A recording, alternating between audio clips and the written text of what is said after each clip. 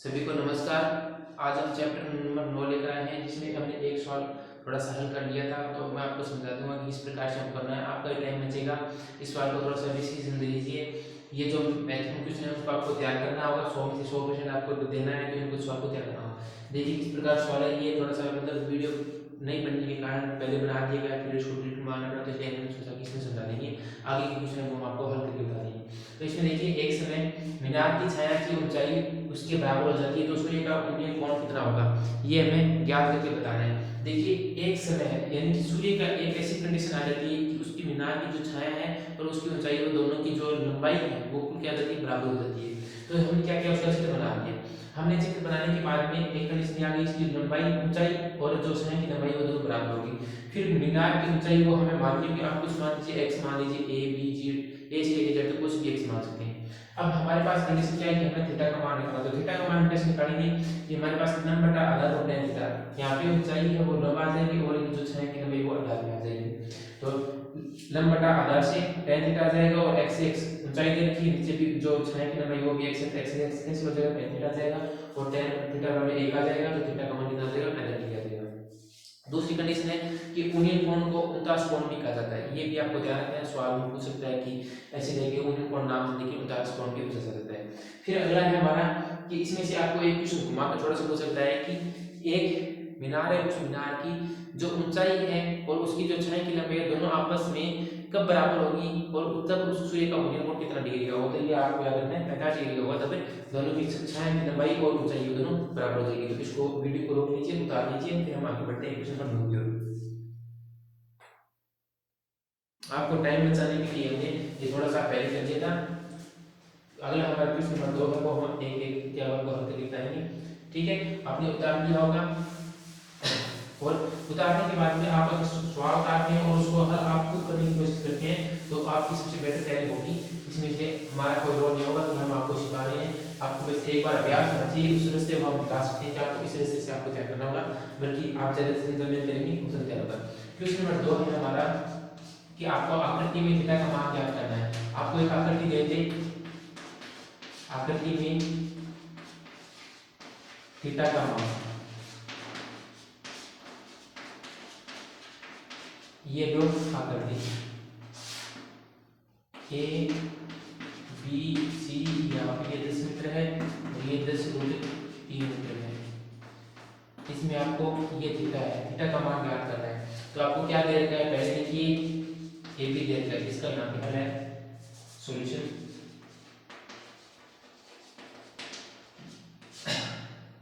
A B दे रखी है 10 metre, B C दे रखी है 10√3 मीटर। वैसे जो इस प्रकार से दे रखा था वैसे ये जैसे ये।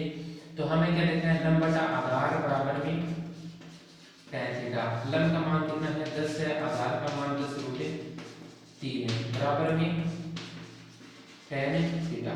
10 से 10 कैंसिल हो गया, नीचे क्या बचा 1 बटा में √3 बराबर में tan थीटा। अब इस साइड tan थीटा है ना, तो इधर भी क्या आएगा, आपको क्या लेके आना होगा, tan थीटा लेके आना होगा। तो tan यहाँ पे क्या आ जाएगा, tan 60 डिग्री का मान होता है, सॉरी 33 डिग्री का मान, 33 डिग्री का मान होता है 1/√3। तो यहाँ पे tan 30 डिग्री, tan से tan कैंसिल हो जाएगा, थीटा का मान कितना आ जाएगा 30 डिग्री आ जाएगा। तो ये आ गया हमारे पास थीटा का मान 30 डिग्री। यहाँ पे आपको बताना है, एक नंबर का छोटा प्रश्न आएगा। अगला एक क्वेश्चन और है हमारे पास छोटा, उस क्वेश्चन को हम हल करने की कोशिश करेंगे जो एक नंबर में पूछा जा सकता है। इन तीनों में से एक प्रकार का क्वेश्चन इस बार पूछा जाएगा, तो इन तीनों को हम तैयार कर लेंगे इस तरीके से। चलिए क्वेश्चन नंबर आगे मैं आपको 3 करवा देता हूँ। क्वेश्चन नंबर 3 है वो उसमें थोड़ा सा थ्योरी में खुला हुआ है। सवाल की अगर आप थ्योरी समझ जाते हैं तो आपके लिए सवाल को हल करना बहुत ही आसान हो जाएगा। तीसरा सवाल देते हैं, किसी लिख देता हूँ, चलो मैं आपको, किताब में तो है नहीं इसलिए आपको मैं दिखवा देता हूँ। क्वेश्चन नंबर हमारा 3 है, किसी वृक्ष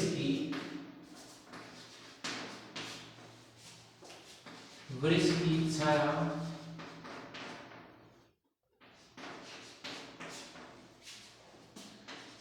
उसकी लंबाई की 1/√3 गुनी हो जाती है, हो जाती है तो सूर्य का 49 कोण होगा, 49 कोण होगा। इसमें भी आपको क्या करना है, कोण याद करना है। इसका मैं चित्र बना लेता हूँ। आपको क्या कह रखा है देखिए, पहले ए बी सी और यहाँ पे आता है थीटा। वृक्ष की छाया उसकी लंबाई की 1/√3 गुनी हो जाती है। तो हमें क्या देखते हैं, उसकी लंबाई। अब वृक्ष से और लंबाई तो ये ऊंचाई हो जाएगी, इसको आप एच मान सकते हैं कैपिटल। तो ये क्या हो जाएगी, एच की 1/3 गुनी, यानी कि h/√3। ये हो गया, समझ में आया। अगर ये एच मीटर है, हमने इसको माना है कि ये एच मीटर हो सकती है, ऐसी जगह पे कुछ कर सकते हैं। फिर कहते हैं जो इसकी छाया है वो क्या होगी, इसकी 1/√3 गुनी है। तो यहाँ पे हम क्या कर दिया, एच को गुणा कर दिया 1/√3 से, तो 1/h/1/√3 आ जाएगा। फिर आगे हमारे पास हम यहाँ पे लिख सकते हैं, आपको हल करना होगा तो आपको करना लिखना होगा सॉल्यूशन। सॉल्यूशन में जैसे एपी, यहाँ पे हम लिख सकते हैं एपी को लिखेंगे माना एच मीटर, यहाँ पे लिखेंगे माना, हमने माना है। तो बीसी कितना हो जाएगा, 1/√3 इंटू एच मीटर, ये हो गया इसका गुना। अब हमें ज्ञात करना थीटा कोण, तो 49 कोण के लिए हम कह सकते हैं, लिखिए हम 49 कोण के लिए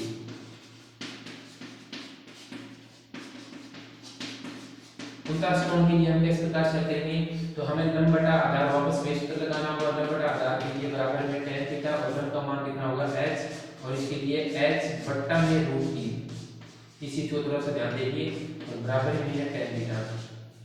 अब जब हर में हर हो तो वो नई बीच से क्या क्या हो जाता है, अंश बन जाता है। तो ये h आ जाएगा, बट्टा में h आ जाएगा, और √3 है वो ऊपर चला जाएगा, और इसके नीचे में 1 रह जाएगा, बराबर में tan थीटा। ये थोड़ा सा कंडीशन समझ लीजिए, जब हर के अंदर ये पूरा हर है और इस हर के अंदर हर हो तो वो क्या होता है, अंश बन जाता है। तो h से कैंसिल हो जाएगा, ऊपर नीचे कितना √3 और बराबर में tan थीटा। तो tan थीटा बराबर में हमारे पास आ जाएगा, इधर tan थीटा लेंगे तो कितना डिग्री का होता है, 60 डिग्री का होता है। 60 डिग्री का मान √3 होता है, और tan थीटा तो थीटा की जगह कितना आ जाएगा, tan से कैंसिल, और थीटा का मान आ गया 60 डिग्री। ये लीजिए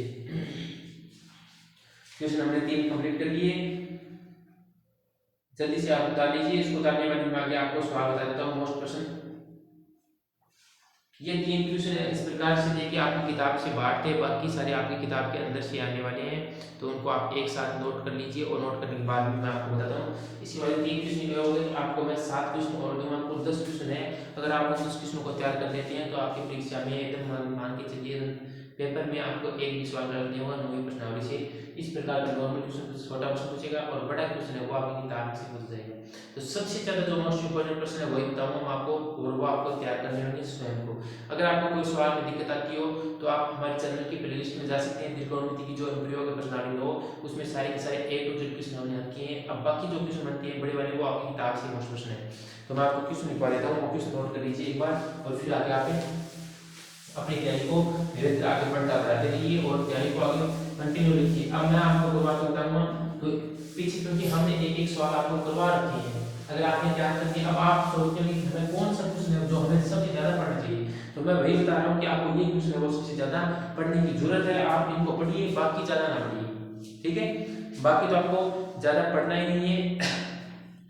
फिर आ गया इसके बाद में, चलिए सबसे पहले सबसे ज्यादा मोस्ट इंपोर्टेंट क्वेश्चन है, क्वेश्चन नंबर 4 है हमारा, वेरी वेरी मोस्ट इंपोर्टेंट है। 4 नंबर का आपका है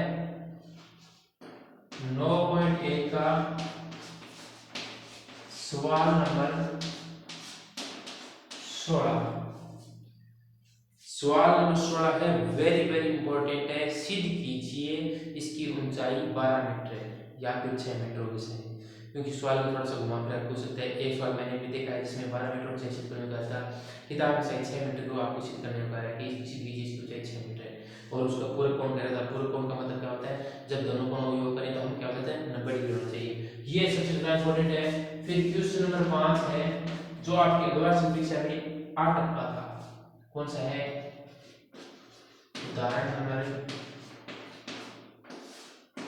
7 व 8, इन दोनों क्वेश्चनों को आपको साथ में बनाना। एक बहुमंजिल वाला है शायद, एक तो बहुमंजिल वाला है और एक शायद एक और होना चाहिए जो सड़क वाला हो सकता है, जिसमें सड़क के आमने सामने वाला है, वो भी मैं तैयार करवा दूंगा। तो एक तो ये हो गया। क्वेश्चन नंबर 6 है हमारा, सवाल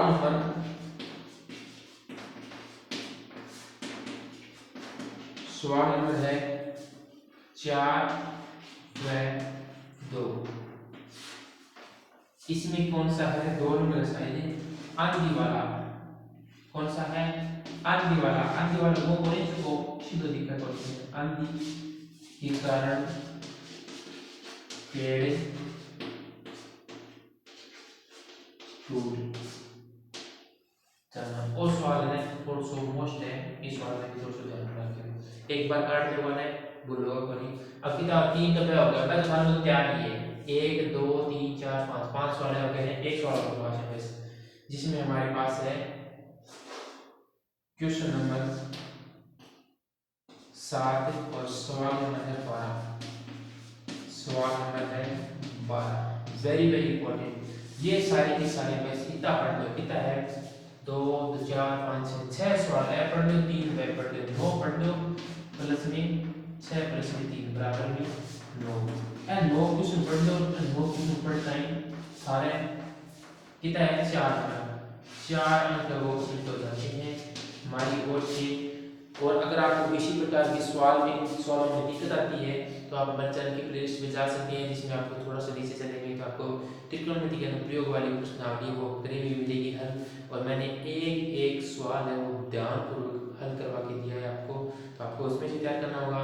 अब महाभारत का मतलब ये होता है कि सुपर फास्ट, सबसे जल्दी से जल्दी फटाफट रिविजन, जल्दी से जल्दी कोशिश करें। और दूसरे महीने पूरा ये जो दूसरे फरवरी महीने पूरा होने से पहले हम सारी की सारी तैयारी करके आपको कंप्लीट देते हैं, जिसमें परिवर्ड बताएंगे आपको कि इस प्रकार को ये परिवर्ड आपको हल करना है। ये क्वेश्चन छोटे छोटे मैथ्स में करते हैं, ठीक है। तो ये हमारे पास कंप्लीट हो गया। आगे प्रश्न देखते हैं।